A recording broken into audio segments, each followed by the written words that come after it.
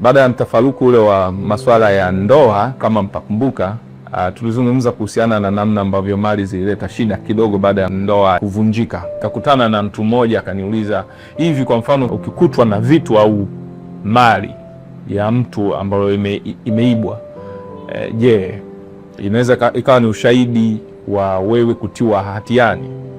Pengine kila mmoja anaweza kaa anajiuliza kuhusiana na swala hili, na nikasema swala hilo mimi na wewe leo hii tutajaribu kulipitia kwa kurejea kisa kilichotokea mwaka 1956 hivi kama sikosei, mwaka 1970.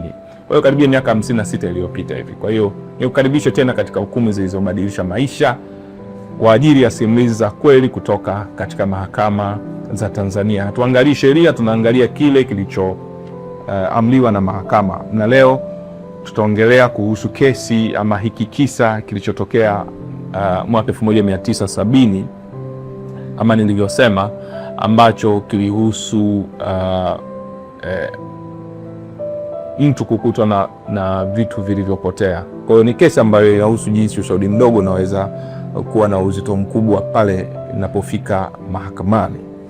Sasa kesi hiyo ya mwaka 1970 ilihusu ng'ombe waliopotea na mtu aliyekutwa nao siku chache tu baada ya ng'ombe hao kutangazwa au kusemekana wamepotea.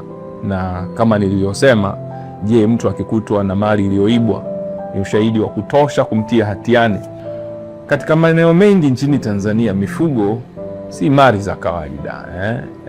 Kiukweli, ng'ombe ni uchumi kwa familia, ni chanzo cha kipato, na wakati mwingine ni heshima ya familia. Kuna familia zina ng'ombe 3,000, 5,000, 10,000, 20,000 na kiukweli wanakuwa na jeuri. Sasa siku moja mfugaji mmoja aligundua kwamba baadhi ya ng'ombe wake walikuwa wamepotea. Alitafuta kila mahali, aliuliza kwa majirani, lakini hakupata majibu, na kiukweli wale ng'ombe walikuwa wametoweka. Sasa kwa mfugaji huyo, kiukweli hasara ilikuwa kubwa sana. Lakini siku chache baadaye, wakati anatafuta kujaribu kuzoea ile hali, akapata taarifa mpya ambayo ilikuwa inasambaa pale mtaani, pale kijijini, kwamba kulikuwa kuna mtu mmoja aliyeonekana na ng'ombe waliokuwa wakifanana sana na wale ng'ombe waliopotea. Sasa mtu huyo kwa jina alitambulika kama Ngoya mwana wa Ngaha. Wakati taarifa zilipofika kwa yule mwamba ambaye ni mmiliki wa ng'ombe, aliamua kwenda moja kwa moja mwenyewe kujiridhisha kwamba je, wale ni ng'ombe wangu? Sasa alipofika, aliona kitu kilichomshtua sana, kwamba wale ng'ombe waliokuwa mbele yake walifanana kabisa na wale ambao aliwapoteza.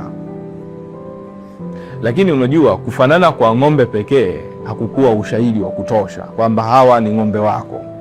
Kilichokuwa muhimu zaidi, kulikuwa kuna kitu kingine. Tunafahamu siku hizi ng'ombe wanawekewa alama. Unaweza kuwa unajiuliza kwa nini wale ng'ombe wana alama, lakini kiukweli katika maeneo mengi ya wafugaji, mifugo huwekwa alama maalum, aidha masikioni au katika mwili, ambapo zinaandikwa na kubandikwa ili kusaidia kutambua wale mifugo. Na alama hizo ndizo ambazo zilibadilisha kila kitu, kwa sababu wale ng'ombe waliokuwa mbele ya yule bwana ambaye ni mmiliki na waliokuwa sasa wanaangaliwa na bwana Ngoya, walikuwa na alama zile zile za mfugaji aliyedai kuwa ng'ombe wake walikuwa wamepotea.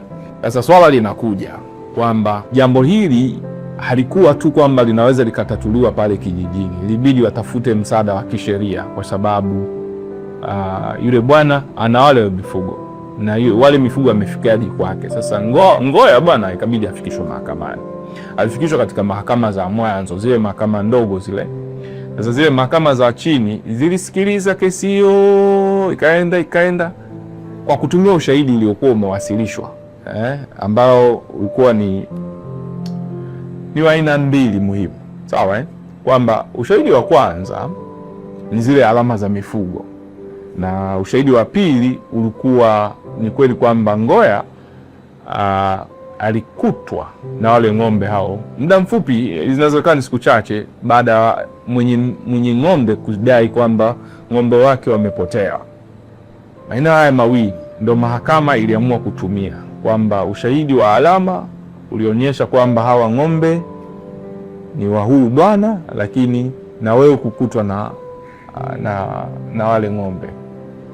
Na kwa mantiki hiyo mahakama ikatumia maelezo hayo na ule ushahidi wa alama kumtia hatiani, lakini bwana Ngoya yeye akasema hapana, hii haijakaa sawa. Kwa hiyo akakata rufaa katika Mahakama Kuu ya Tanzania. Kwa hiyo Mahakama Kuu ilipaswa kuangalia upya ushahidi wote. Kama nilivyosema, swali liko wazi tu, je, ushahidi uliotumika kumtia hatiani Ngoya ulikuwa unajitosheleza? Kwamba wewe tumekukuta na ng'ombe wale wana alama za mshikaji wana. Mahakama kwa hiyo ilianza kuchunguza mambo yale mawili, kwanza ule utambulisho wa mifugo, lakini alama zilikuwa kwenye ng'ombe zilithibitisha kwamba walikuwa kweli ni mali ya mfugaji aliyepoteza na aliyetoa taarifa pale kijijini kwamba amepoteza ng'ombe wake au mfugo wake. Na eneo jingine, ule muda kukutwa na mifugo hiyo, si ndio? Ngoya alikutwa na ng'ombe muda mfupi sana baada ya wale ng'ombe kuibiwa. Katika sheria za jinai, kanuni hii inasema kwamba mtu anayekutwa na mali iliyoibwa muda mfupi baada ya wizi anaweza kuhusishwa na kosa hilo. Sasa wewe usibebebebe vitu visivyokuwa vyako, unaweza kuhusishwa na wizi, isipokuwa kama una maelezo ya kuridhisha kuhusu mali uliokuwa nayo. Maana yake uwe na ushahidi wa kutosha. Na mahakama ilitafakari hoja zote hizo na kutoa uamuzi. Na nazungumzia Mahakama Kuu, kwa maana iliamua kwamba ule ushahidi uliokuwa umetolewa ulikuwa wa kutosha, kwamba zile alama za mifugo, lakini uthibitisho tu wa kwamba wewe tumekukuta na wale ng'ombe na wewe uliyatoa maelezo ya kutosha kuhusu ulipowatoa na chanzo cha umiliki wa hizo mifugo. Na ni ukweli kwamba bwana Ngoya kwa muda mfupi sana alikuwa ndo amekutwa na wale mifugo, basi ulikuwa ni ushahidi ambao uliwezesha kutiwa hatiani. Sasa kutokana na haya, mahakama iliamua kwamba hukumu iliyokuwa imetolewa na mahakama ya chini ilikuwa ni sahihi. Rufaa ya Ngoya ilikataliwa na hukumu yake ikathibitishwa na Mahakama Kuu. Kesi hii nikwambie tu iliacha somo muhimu sana katika sheria za jinai nchini Tanzania. Wakati mwingine ushahidi wa mazingira unaweza kuwa na uzito mkubwa mahakamani. Kwa hiyo tuangalie mambo tunayoyafanya, tusije tukajikuta tunahukumiwa kutokana na ushahidi wa mazingira. Na kwamba kumkuta mtu na mali iliyoibwa muda mfupi baada ya wizi kunaweza kuwa kabisa ni ushahidi muhimu sana pale jambo linapofika mahakamani. Lakini pia nikwambie tu, kesi kama hii inatukumbusha jambo muhimu sana, kwamba alama za mifugo hizi ambazo tunaziweka, wengi huonekana kama ni utaratibu wa kawaida tu kwa wafugaji. Wanaweka mifugo, lakini siku moja zinaweza zikakusaidia na kukatumika kama ni ushahidi muhimu sana katika kudai na kulinda mali zako. Kwa hiyo mseme kesi ya bwana Ngoya Ngaha dhidi ya Jamhuri ya mwaka 1970 haikuwa tu kesi ya wizi wa mifugo.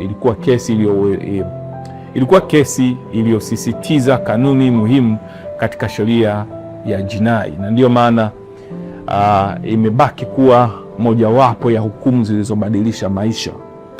Tunasema kwa sababu wakati mwingine ushahidi mdogo unaweza kuwa na uzito mkubwa sana mahakamani. Kama unapenda simulizi kama hizi kutoka katika historia ya mahakama za Tanzania, bonyeza hapo chini subscribe kwenye ukurasa wa Daily News Digital, Usisahau kulike video hii na kuwashirikisha wengine. Hii ilikuwa ni Hukumu Zilizobadilisha Maisha, kipindi kinachokuletea hadithi za kweli kutoka katika historia ya sheria nchini Tanzania. Popote pale ulipo, hakikisha unatufuatilia na tujumuike pamoja kupitia mambo mengi ambayo yanaweza katubadilisha sisi sote kwa pamoja. Langu jina ni Sylvester Domasa. Tukutane tena katika episode ijayo, ambapo tutakuletea simulizi nyingine ya kesi iliyobadilisha maisha.